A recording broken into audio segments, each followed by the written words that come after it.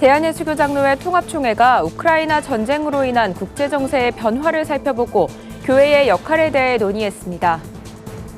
우크라이나 사태가 넉 달째 이어지는 가운데 구호 활동 역시 장기적 전략으로 전환하는 구호단체들의 이야기를 들어봤습니다. 올해 한미수교 140주년을 맞아 수교의 의미를 되새기고 양국 간 우호적 협력 방안을 학술적으로 조명하기 위한 포럼이 열렸습니다. 여의도 순복음교회 이영훈 목사가 북한이 인민병원 건립을 요청한 데 대한 실행 계획을 밝혔습니다. 퀴어 축제에서 성소수자를 축복하고 연회로부터 정직 2년을 선고받았던 이동환 목사에 대한 항소심이 진행됐습니다.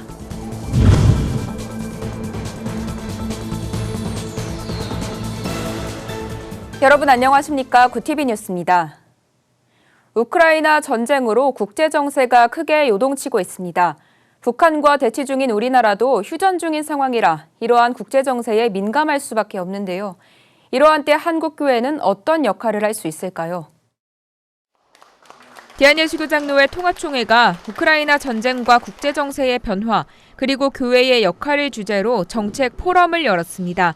불안한 국제 정세 속 한반도의 평화를 모색하고 교회의 평화 사역을 실행하기 위해서입니다.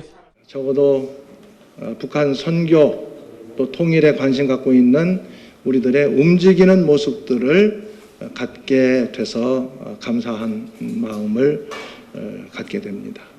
오늘 이러한 모습을 통해서 우리 하나님께서 귀한 일들을 이루어 가실 것을 기대하면서 첫 번째 발제자는 인하대학교 국제관계연구소 안보연구센터장 반길주 교수가 맡았습니다. 반 교수는 대한민국이 국제사회의 평화 가치를 주도하는 기독교 선진국의 역할을 해야 한다고 강조했습니다. 우크라이나 재건을 위해 기독교 공동체가 소임을 다하고 한국 종교 지도자 간 우크라이나 지원 협의체를 구성해 도와야 한다는 겁니다.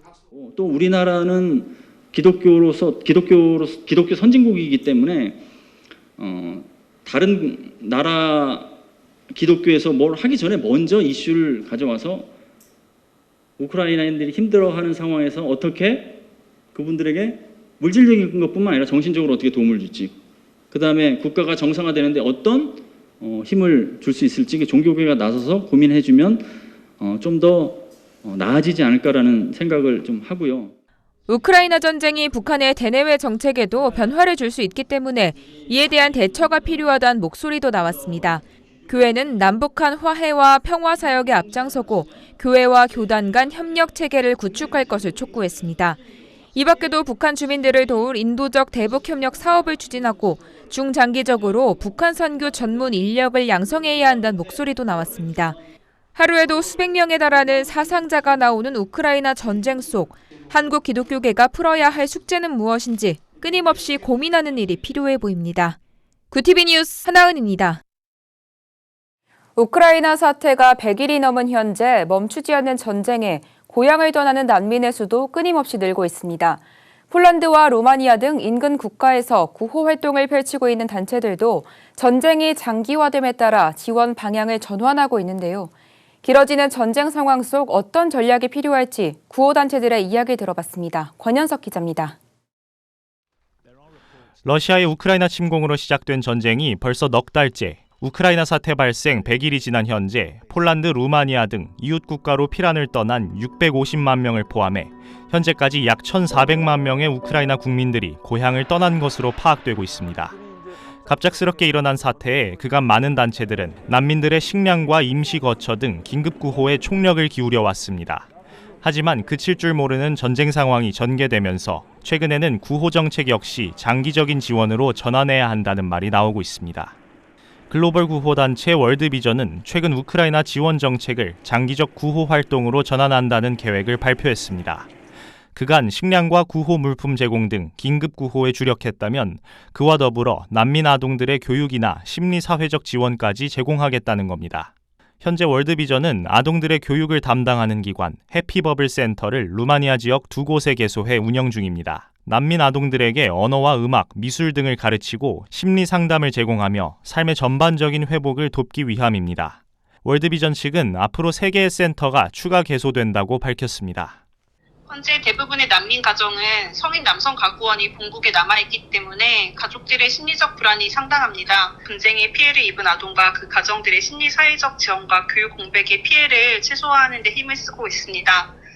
교계 역시 우크라이나 난민들을 위한 장기적 지원에 동참하고 있습니다. 지난 3월 한국교회와 여러 단체들이 연합한 우크라이나 전쟁난민 긴급구호연대는 최근 우크라이나 정교회 소속 기관 엘레오스와 양해각서를 체결했습니다. 두 기관이 협력해 러시아군에 의해 성폭력을 당한 여성들의 치료와 회복을 전담할 병원과 쉼터 지원 사업을 진행하기 위함입니다. 구호연대 김영주 이사장은 그간의 긴급적인 지원에 이어서 한국교계가 더 체계적이고 효율적인 지원책을 위해 협의가 필요하다고 조언했습니다.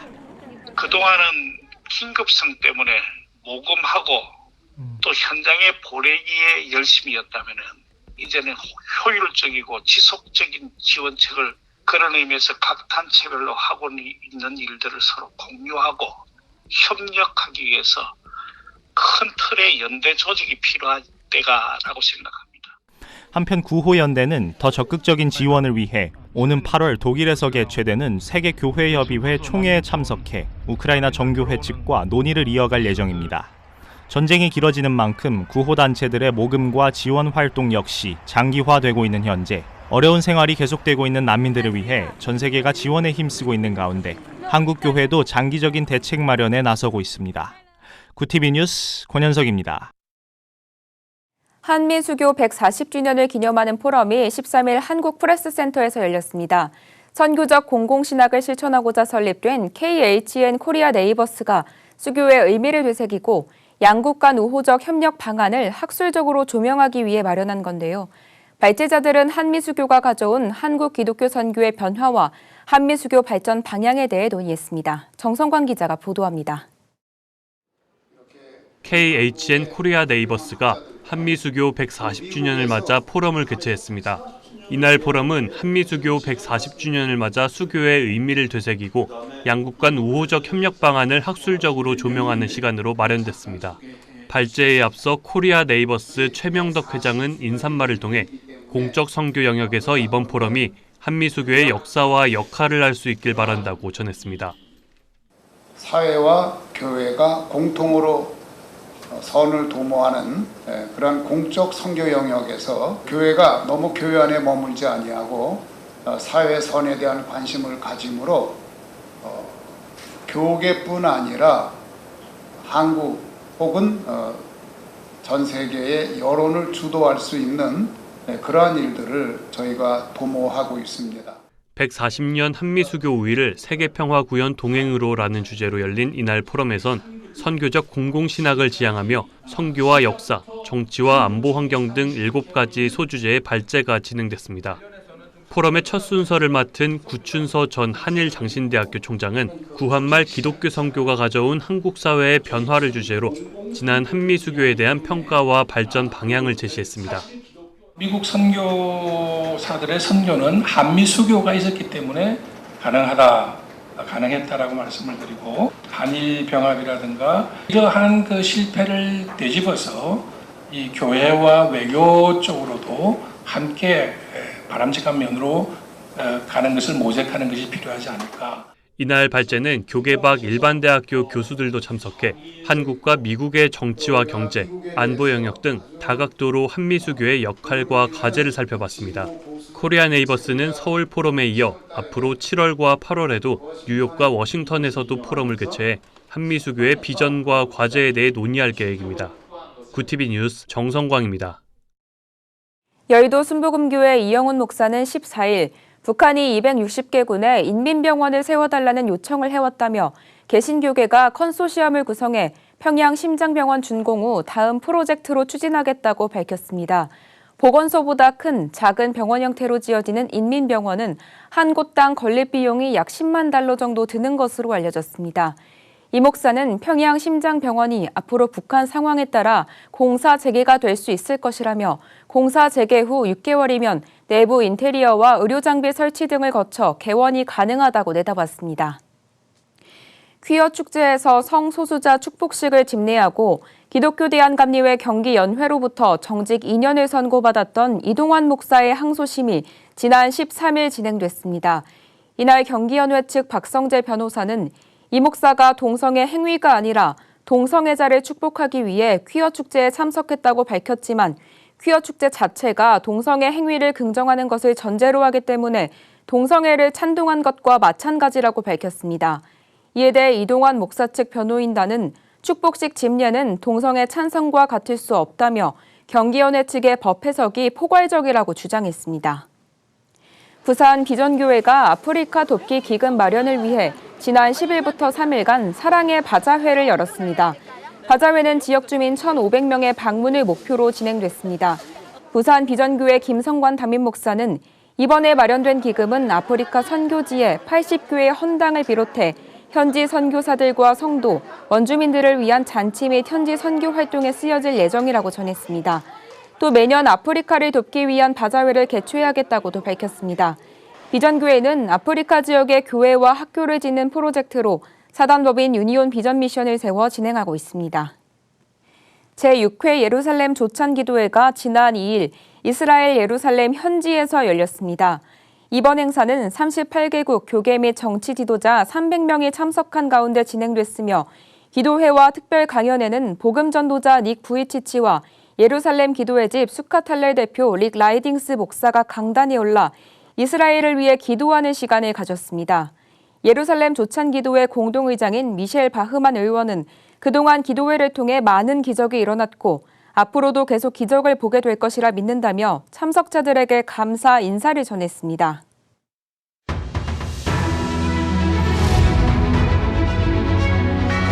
오늘의 이슈 포커스입니다. 한국형 발사체 누리호 2차 발사가 16일로 하루 미뤄졌습니다. 당초 예정된 발사일은 15일이었습니다. 과학기술정보통신부와 한국항공우주연구원은 14일 나로 우주센터에 강한 바람이 불고 있고 향후 더 세질 가능성이 있어 발사대 기술진의 완전한 안전 확보가 어려울 수 있다고 판단했다고 밝혔습니다. 이에 따라 누리호 이송과 발사는 당초 계획보다 하루씩 연기돼 6월 15일 이송, 6월 16일 발사됩니다.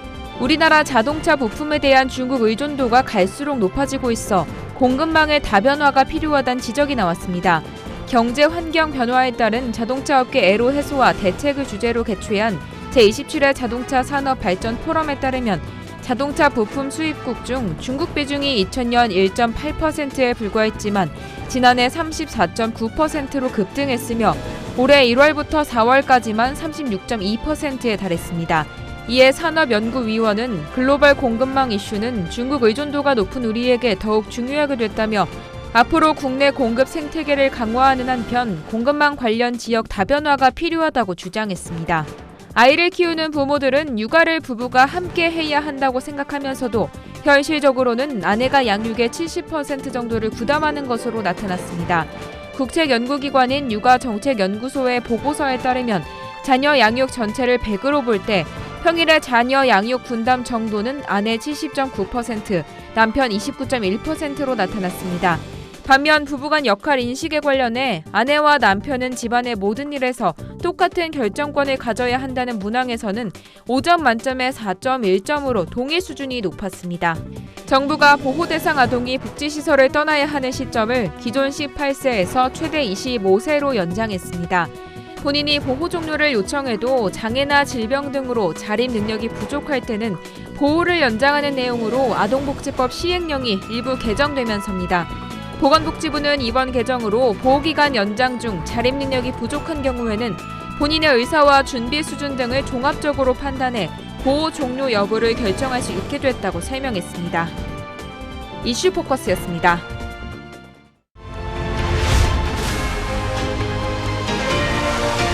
TV 월드와이드입니다. 볼로디미르 젤렌스키 우크라이나 대통령이 8년 전 러시아에 뺏긴 영토 크림반도까지 이번 전쟁에서 되찾겠다고 선포했습니다.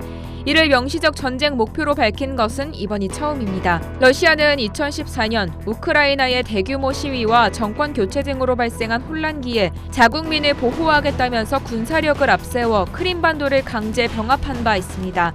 당시 크림반도에서 러시아 합병 여부를 두고 주민투표가 진행되긴 했지만 국제사회는 그 결과를 인정하지 않고 있습니다. 전 세계 가상화폐 시가총액이 1년 5개월 만에 1조 달러, 우리 돈 1288조 원 밑으로 떨어졌습니다. 2021년 1월 이후 처음입니다. 특히 최근 2달 사이에는 높은 수준의 인플레이션과 미 연방준비 제도를 비롯한 중앙은행의 급격한 금리 인상이 경제 성장을 저해할 것이라고 우려한 투자자들이 위험 자산을 앞다퉈 처분하면서 투매 현상이 가속화됐습니다. 비트코인 가격은 올해 들어서만 50% 하락했고 비트코인 다음으로 시가총액이 큰 이더리움도 15% 이상 하락했습니다. 북한이 최근 최선희를 외무상으로 발탁한 것을 두고 미국 전문가들 사이에서 엇갈린 평가가 나왔습니다. 도널드 트럼프 미국 행정부의 국가안보보좌관이었던 존 볼턴은 북한이 최선희를 외무상으로 임명하면서 북핵 문제가 외교적으로 해결될 가능성은 사라졌다고 평가했습니다. 동시에 신중한 낙관론도 나오는 상황입니다.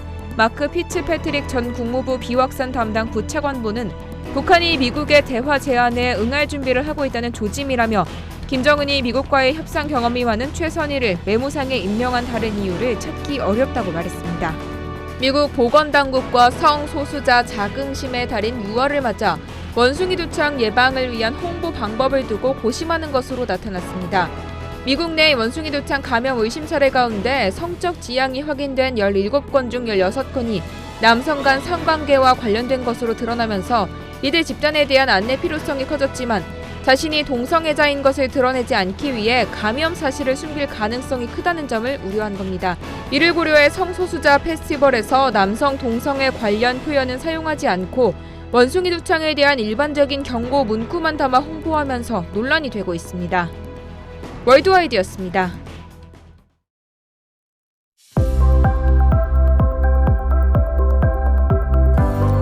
내일은 전국이 대체로 흐리고 일부 지역에서 비가 내릴 예정입니다. 충청 내륙과 남부 내륙에는 오후부터 소나기가 지날 가능성이 있습니다.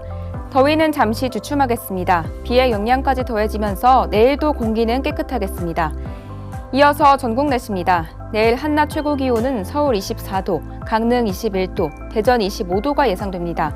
남부지방은 광주 25도, 부산 24도, 제주도는 26도까지 오르겠습니다. 날씨였습니다. 우크라이나 지원에 나선 구호단체들의 사역이 무색하게 전쟁이 길어지고 있습니다. 하지만 구호단체들은 전쟁이 장기화되고 있음에도 불구하고 난색하기보다는 발빠른 대응책 마련으로 섬김의 모습을 보이고 있는데요. 시간이 갈수록 난민들의 생활도 구호 활동도 어려워질 것으로 예상되는 가운데 한국교회는 어떻게 지원에 협력해야 할지 논의가 시급해 보입니다. 이상으로 뉴스를 마칩니다. 오늘도 함께해 주신 여러분 고맙습니다.